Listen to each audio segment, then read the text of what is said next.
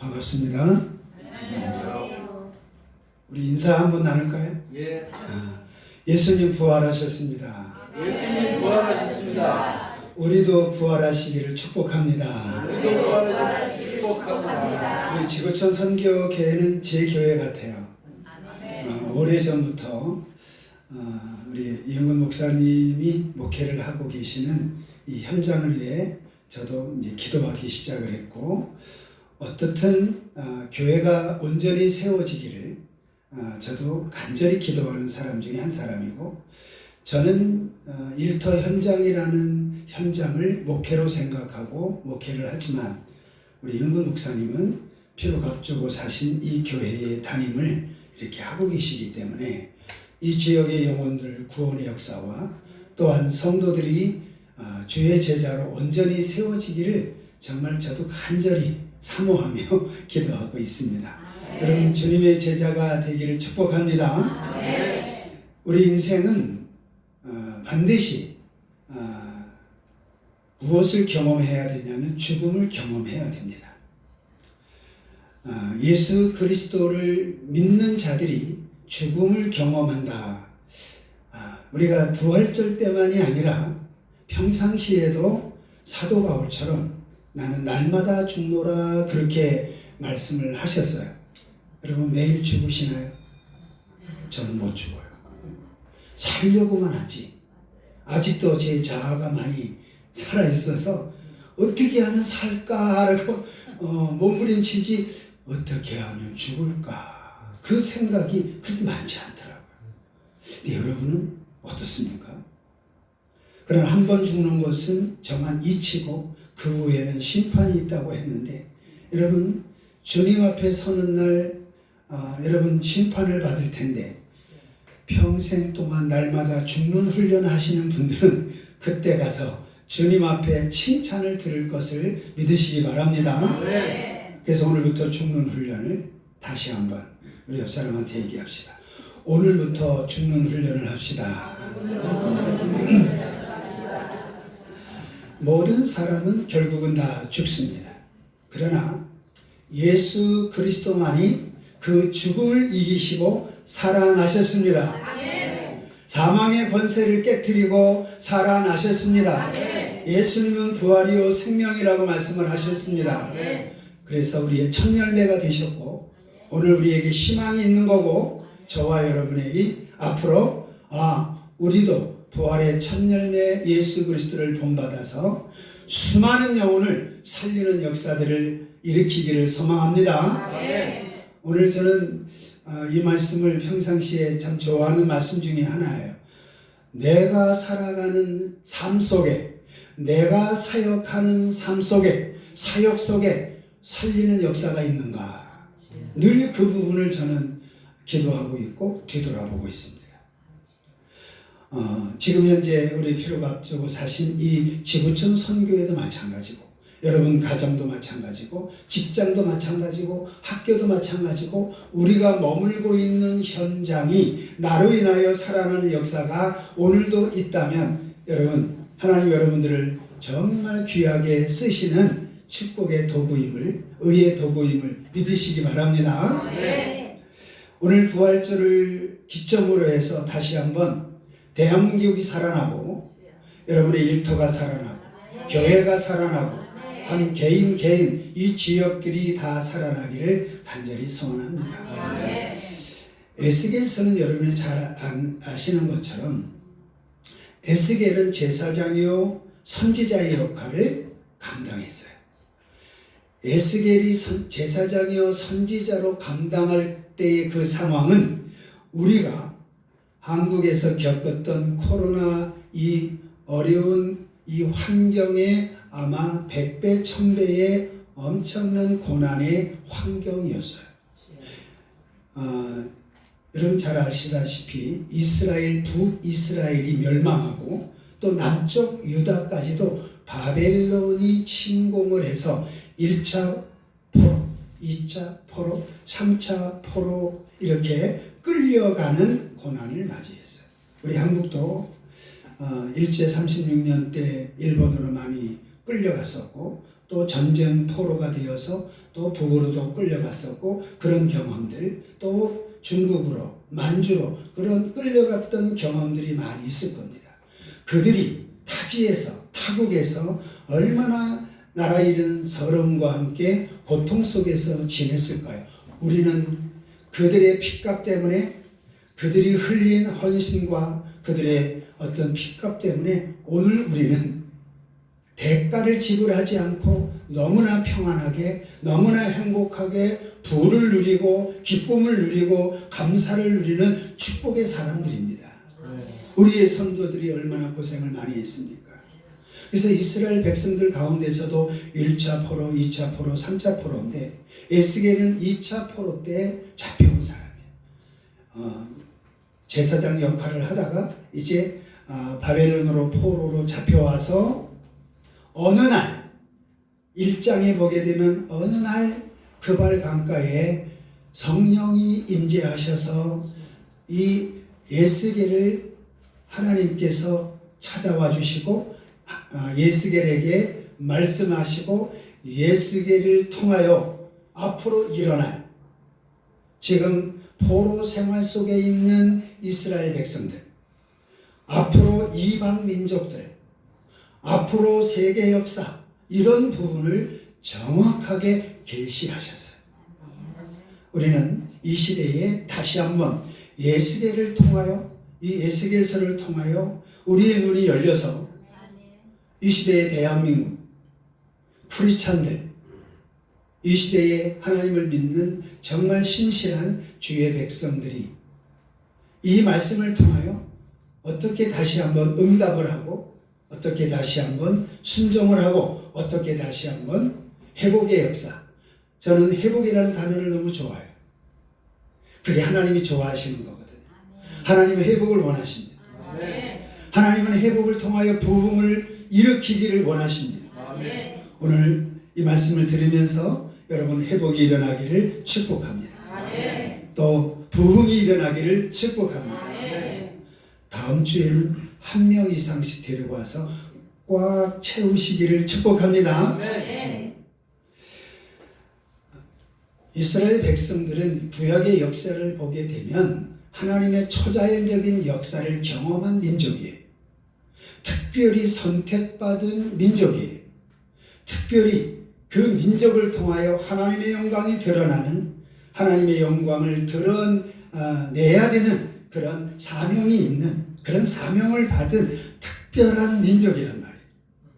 그래서 때로는 하나님의 놀라운 이방 사람들이 상상을 못하는 축복, 기적을 체험하기도 했고, 너무 사랑받은 하나님의 백성들이기 때문에 징계와 채찍 또한 어마어마하게 그들이 많이 받았어요.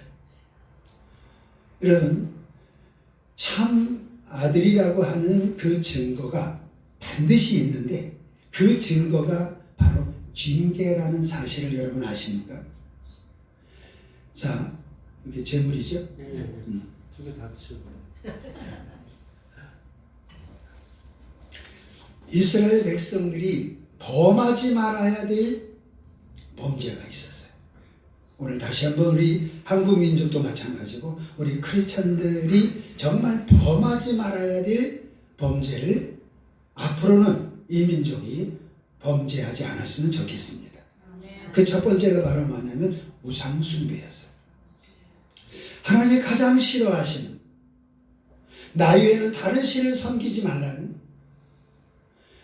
십계명에서 강조하고 여러 가지로, 제가 수건을 안 갖고 왔는데 저기 휴지만 조금만 써도 돼요? 제가 더 좋은 거 선물해 드릴게요.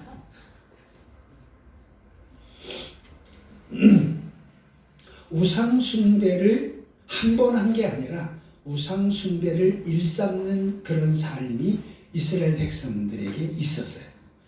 가장 싫어하시는 것을 했다는 거죠. 하나님이 가장 싫어하는 것이 우상 숭배인데 이스라엘 백성들은 했다는 거죠. 자, 그 우상 숭배의 핵심은 뭐냐면 오늘날 적용한다면 하나님보다 더 사랑하는 겁니다. 골로새서 3장 5절에 보면 탐욕이 곧 우상숭배다. 이 시대에 사도 바울은 그렇게 우리한테 말을 했어요. 욕심이 잉태한 즉 죄를 낳고 죄가 장성한 즉 사망을 낳느니라. 모든 죄의 뿌리가 욕심이고 탐욕이고, 결국은 욕심이 커지고 탐욕이 점점 많아지면 바로 하나님보다 더 사랑할 수밖에 없는 그런 삶이 되는 거죠. 우리 한국이 정말 어려운 환경 속에서 수많은 사람들이 믿음을 지켰고, 수많은 사람들이 희생과 헌신을 통하여 정말 전 세계의 가장 최고의 부흥의 역사를 일으켰다고 할 정도의 그 부흥의 역사를 하나님은 한국에 부어주셨어요. 부흥 세대를 전 체험한 사람이에요. 그 부흥을 경험하고 체험한 사람으로서 정말 지금 안타까운 거죠. 지금 한국교회가 저와 여러분이 다시 한번 생각해야 될 부분은 바로 뭐냐면, 학계서에서도 말씀하셨고 정확하게 우리가 우선순위를 어디다 두느냐, 우선순위가 하나님이냐 우선순위가 돈이냐, 이 부분을 다시 한번 판단해서 내가 아직까지 내가 돈을 더 사랑하는 이런 탐욕 속에 살고 있는 내가 아닌가를 이 자리에 있는 저와 여러분이라도 다시 한번 오늘 이 귀한 말씀 앞에 진심으로 여러분 생각을 하신다면 하나님께서 회개의 영을 부어주실 줄로 믿습니다. 돈보다 하나님 사랑, 재물보다 하나님 사랑, 재물보다 하나님을 우선순위로 생각하고 하나님께 예배하는 저와 여러분 되시기를 축복합니다.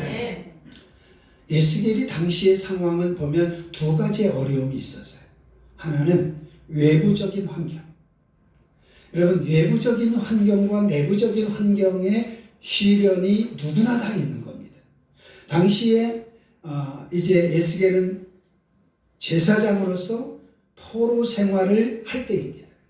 그 포로 생활을 하면서 제사장으로서 예배를 집행해야 되고 예배를 인도하는 자로서의 사명을 감당해야 되는데, 포로 생활 가운데 어떻게 예배를 드릴 수 있겠습니까? 포로가 어떻게 하나님 앞에 예배를 드릴 수 있겠습니까? 우리 다니엘서도 여러분 잘 아시다시피 금신상을 만들어 놓고 여기에 절을 해야지, 너희들은 하나님 예배하면 안 된다라고 얼마나 큰 핍박을 했습니까? 그러나 다니엘과 그 세 친구는 어떻게 했습니까? 금신상에게 절을 하지 않고 그들은 창문을 열어놓고 예루살렘을 향하여 하루에 3번씩 기도했던 기도의 사람들 아니었습니까? 네. 여러분, 일터 현장에서 지금 코로나 현장에서 예배가 사라졌어요. 한국은 시험을 못 이겼어요. 핍박이 와도 잡혀가도 세금을 내도 맞서 싸웠어야 되는, 그러면 한국교회가 더 부흥되고 더 모델이 되어야 되고 더 주님 앞에 쓰임 받을 수 있는데, 한국교회는 1%도 여기 이 테스트에 통과된 교회들이 없어요. 너무나 안타깝죠. 에스겔도 마찬가지예요. 지금 포로 생활 속에서 예배를 집행해야 되고 많은 하나님의 백성, 이스라엘 백성들과 함께 주일이 되면, 안식일이 되면 예배를 드리고 그렇게 해야 되는데 예배도 못 드려.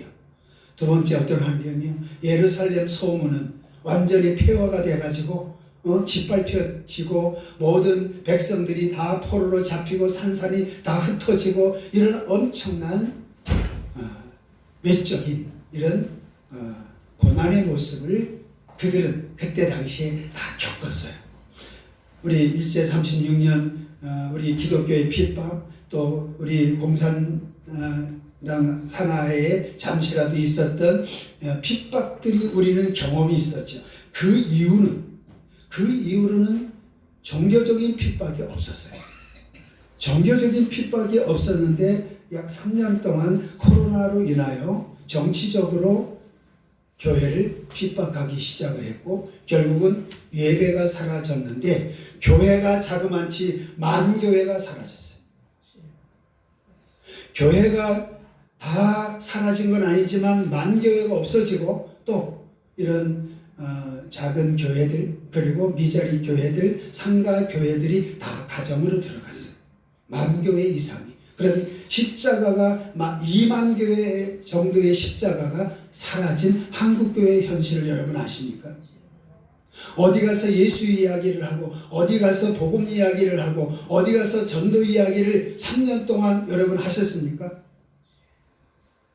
저는 이런 부분을 일터 현장에 있으면서 너무나 안타까웠어요. 물론 끝까지 믿음을 지킨 분들이 많고 끝까지 외부의 그런 어떤 핍박과 환난 이런 부분과 맞서 싸우는 이런 분들도 많이 있었어요.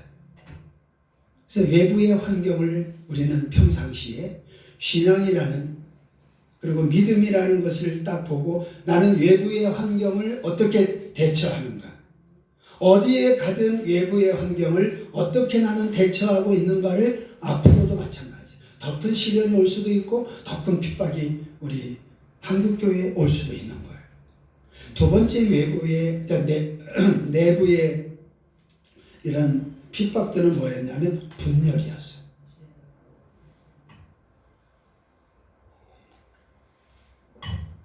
한국교회도 외부적으로 내부적으로 얼마나 분열이 심한지 모릅니다. 자, 우리 교회는 영적인 분별을 정확하게 해서 저는 적어도 분열은 막아야 된다고 봅니다.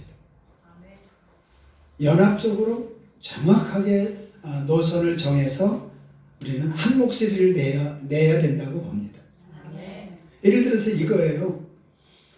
포로로 잡혀가 있는 그 수많은 이스라엘 백성들이 제사장 에스겔을 통하여 그래도 우리 예배드리자 제사드리자 하는 사람이 있었을 거고, 이 포로에 여기에 와서 무슨 소리냐, 하나님도 다 이해하실 거다, 하나님이 다 이해하실 거니까 제사 안 드려도 된다, 여기 와서 여기 나름대로 우리 잘 적응해서 돌아가서 제사 드리자, 있을 수 있겠죠. 얼마든지. 그럴 때 어떻게 해야 되냐 말이죠. 우리가 그럴 때 하나님의 음성을 들어야 돼요. 그럴 때 성령의 임재를 느껴서 누군가가 에스겔처럼 선포해야 되는 거예요. 그래서 에스겔서 1장 24장까지는 하나님의 음성을 들려서 이스라엘 백성들이 왜 핍박을 당하고 이스라엘 백성들이 왜 예루살렘 성을 빼앗기고 왜 포로로 잡혀오고 왜 고난 70년 동안 왜 고난이 오는 줄 아느냐, 에스겔을 통하여 하나님은 말씀하기 시작했어요. 깨우기 시작했어요. 백성들에게 에스겔은 설교하기 시작했어요. 우리부터 여기 와서 우리가 하나님 여기 와서는 하나님의 음성 따라 우리 순종하자. 우상 숭배하지 말자. 우리 제사 드리자. 우리 기도하자. 이렇게 에스겔은 선포하기 시작을 했어요. 그리고 그 회복이 일어나면, 회개가 일어나면 우리가 연합하여 다시 하나가 되어서 하나님을 제대로 섬기면 하나님은 회복하실 거다. 하나님은 마른 뼈들을 살아나게 할 것이다. 이런 비전 선포를, 새로운 비전 선포를, 살아날 수밖에 없는 하나님의 음성을 오늘 37장에 와서는 에스겔이 선포하기 시작을 하는 겁니다. 그러면 저와 여러분이 오늘 이 말씀 앞에 두 가지를 적용하길 바랍니다. 성찬식이기 때문에 제가 20분만 설교를 할 거예요. 마지막 이제 결론이에요. 상황을 들었으니까 이제 어떻게 하면 우리가 살아날 수 있을까? 오늘 성경 한번 되돌려 줘 보실래요? 여기 자 37장 1절, 2절, 3절, 4절까지가 핵심이에요. 여호와께서 권능으로 내게 임재하시고, 지금 능력의 손을 펼쳐서 지금 에스겔을 찾아오셨어요. 그의 영으로 나를 데리고 어디로 가는 거예요? 에스겔의 영이 지금 성령의 인도를 따라서 어디로 가는데 바로 골짜기로 인도하신 거예요. 그 골짜기에 딱 안내를 하시고 거기에서 에스겔이 보는 거예요. 그 골짜기에 딱 보니까 뭐가 많더라? 자, 뼈가 가득하더라. 이 뼈는 죽음을 상징합니다. 영적 죽음을 상징합니다.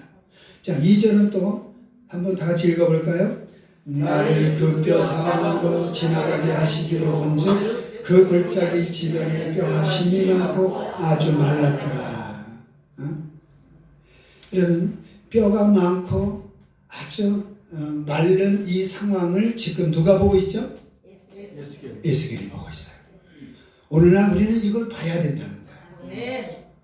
오늘날 예수 믿는 사람이 이걸 봐야 되는 거예요. 자, 예수 믿는 사람들은 죽었으나 살아있는 자요. 예수를 믿지 않는 영혼은 살았으나 죽어있는 자요. 아멘입니까? 그럼 우리 주변에 수없이 지금 예수 믿지 않는 영혼들이 있어요. 살았으나 죽어있는 자, 뼈 같은 자, 말라있는 자로 우리는 보고 있느냐 이 말이죠. 이것을 실제로 본다면 전도 안 할 수가 없는 거죠. 내 가족부터, 내 이웃부터, 내가 함께하는 자부터, 내 자녀부터 살았으나 죽어있는 자, 정말 말라있는 자, 지금 에스겔에게 보여주고 있는 것처럼 오늘도 성령의 역사를 통하여 우리 눈에 열려서 이것을 보시기를 축복합니다. 3절을 이렇게 말해요. 에스겔에게 질문하는 거예요. 너 보았지? 3절 다 같이 읽어봐요. 그가 내게 이르시되 인자야 이 뼈들이 능히 살 수 있겠느냐 하시기로 내가 대답하되 주여하여 주께서 하시느니라. 이 질문을 에스겔의 믿음을 테스트하시는 거예요. 오늘날 저와 여러분들의 믿음을 주님이 테스트하실 거예요. 근데 오늘 에스겔은 선지자여 제사장의 역할, 당시에 하나님의 음성을 그래도 첫 번째로 듣는 자가 자신이 없었어요. 확신이 없었어요. 에스겔아 이 뼈들이 살아나겠느냐? 질문했을 때 그럼요. 살아나죠. 이렇게 한 게 아니라 사실은 저 잘 모르겠고 주님만이 아시는 거 아니에요? 주께서 아시는 거 아니에요? 이렇게 자신 없는 표현을 한 거예요. 꼭 내 모습처럼. 여러분 솔직히 얘기해요. 여러분 오늘 에스겔이 이렇게 말한 거 이해가 돼야 안 돼요? 정말 이해가 됩니다.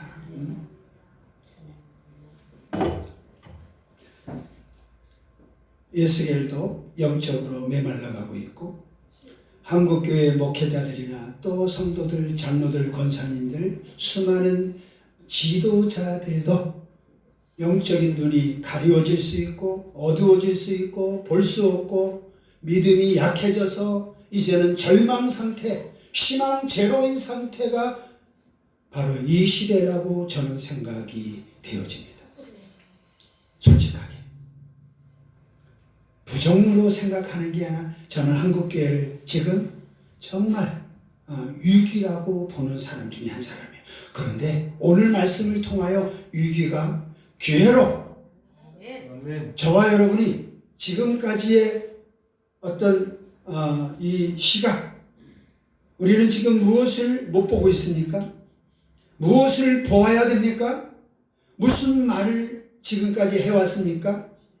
어떤 말씀을 안 하고 있었습니까? 이런 부분에 있어서 나부터 심폐소생이 일어나야 돼. 아멘.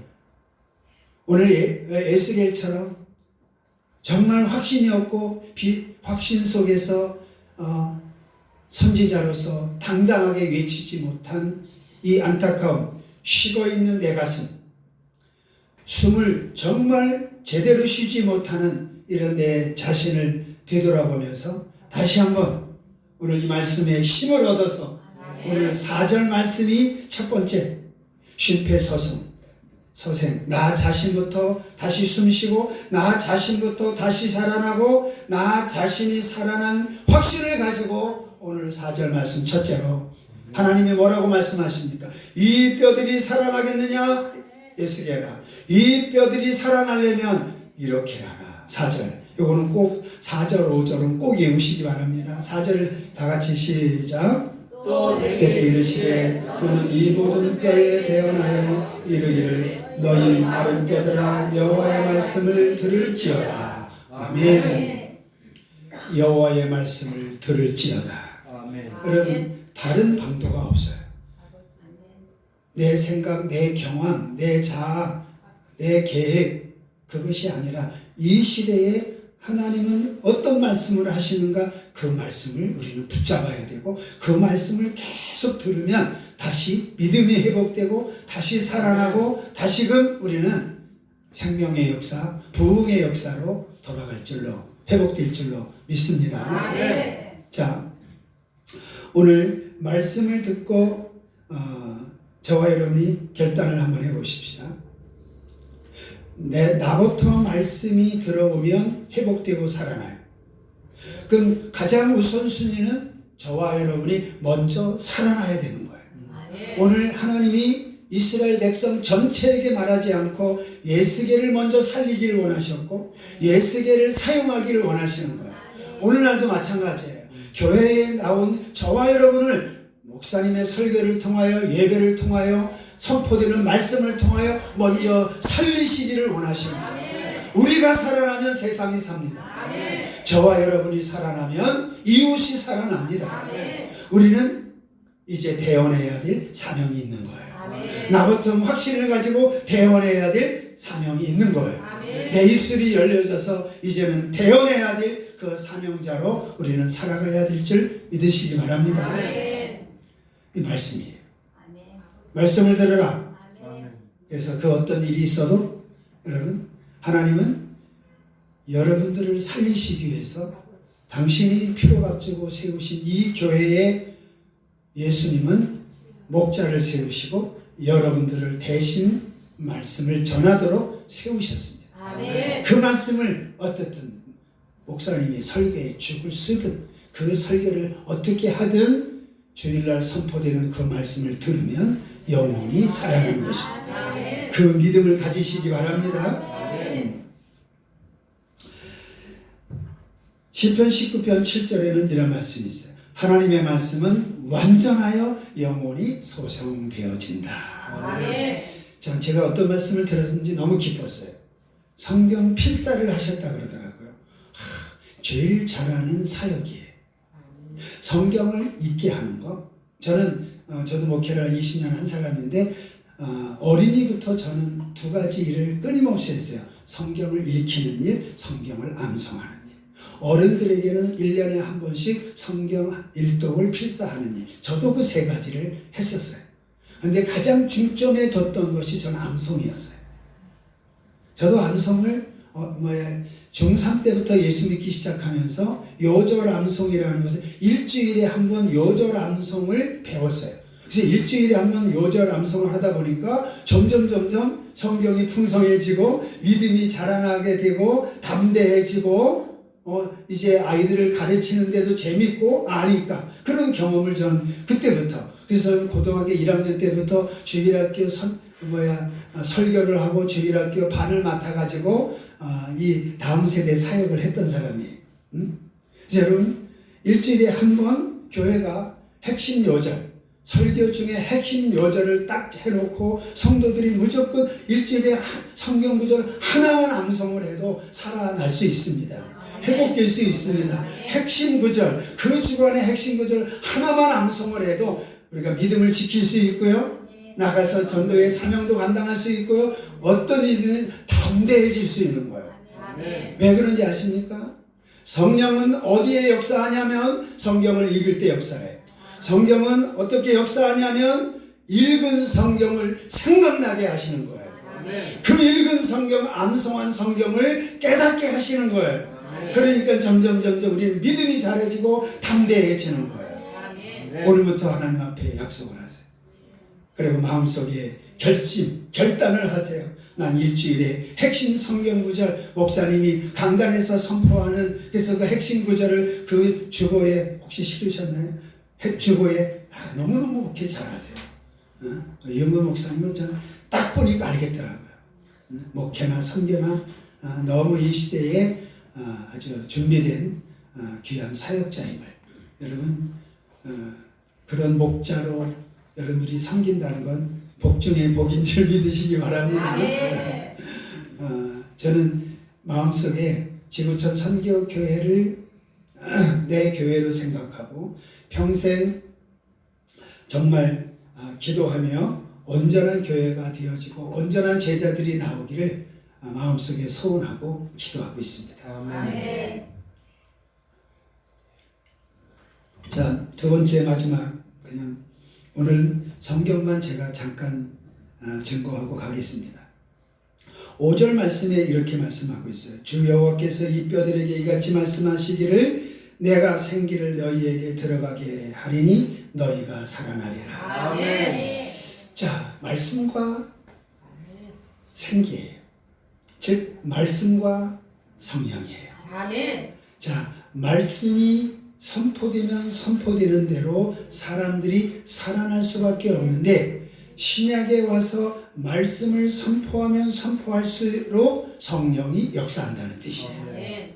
그래서 말씀을 전하는 삶이면 성령 충만한 거예요. 아멘. 입으로만 성령 충만이 아니고 교회에서 기도한다고 해서 교회에서 금식한다고 해서 물론 그것도 부분적으로 맞아요.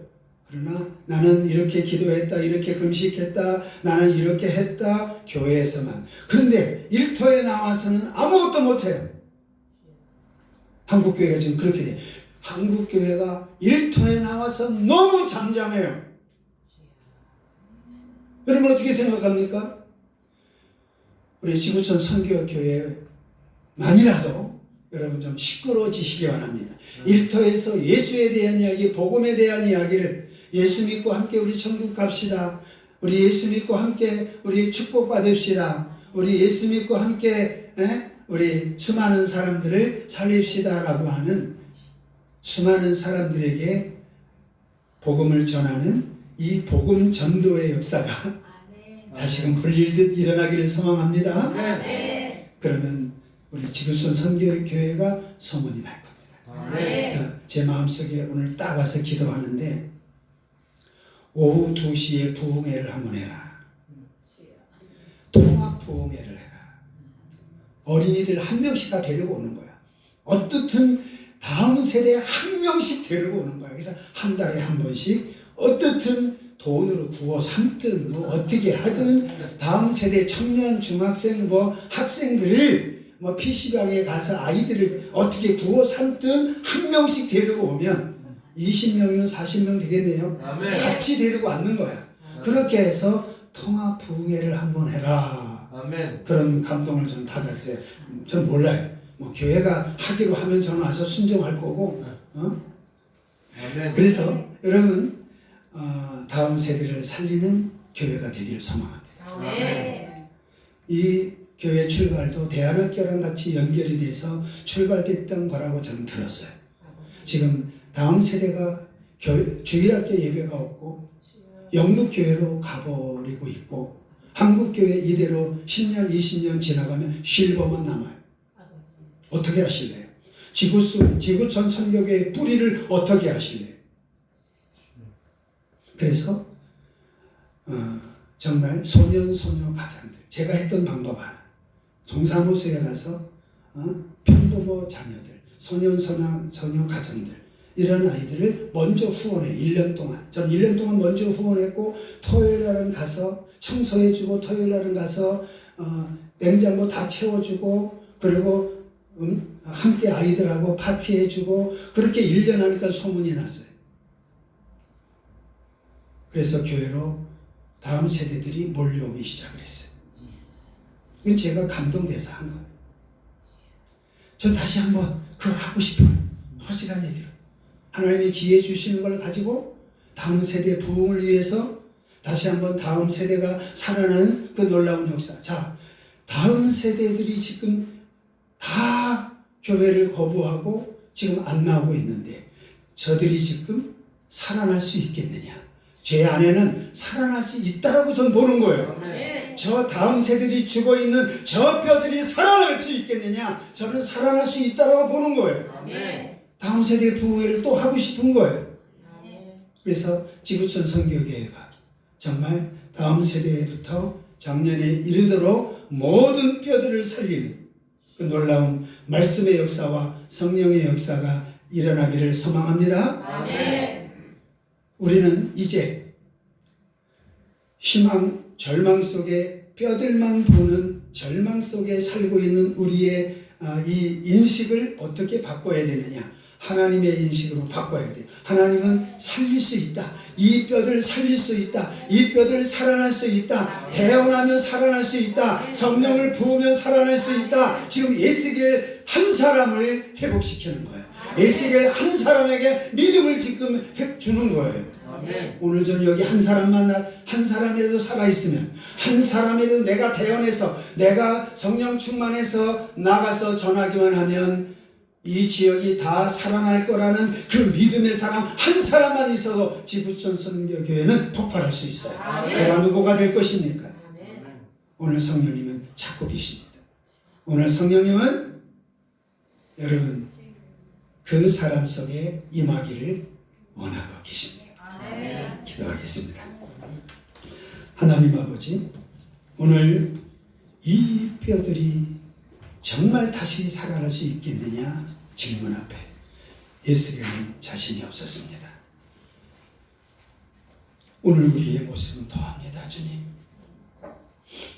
너무나 믿음이 약해져 있고 형식적인 말씀만 붙잡고 있고 삶 속의 성령의 역사는 찾아보기 어려운 너무나 메마른 절망 속에, 영적인 절망 속에 우리들이 살고 있습니다. 부활절을 맞이하여 다시 한번 이 말씀을 우리에게 주셨을 때는 에스겔을 회복시키고 에스겔을 살리셔서 에스겔을 통하여 이스라엘 백성들을 회복과 부흥으로 큰 축복을 주시기 원하시는 살아계신 하나님, 오늘 이 자리에 임재하셔서 오늘 제2의 에스겔이 나오게 하셔서 제2의 에스겔들이 되어서 우리들이 먼저 회복되어지고 우리들이 먼저 살아나서 우리 가정을 살리고 우리 이웃을 살리고 직장을 살리고 대한민국을 살리고 전 세계 열방을 살리는 선교하는 교회로, 우리 선교하는 진정한 선교사로 저희들을 사용하여 주옵소서. 아멘. 모든 것을 주께 맡기오며 예수님의 이름으로 감사하며 기도하옵나이다. 아멘.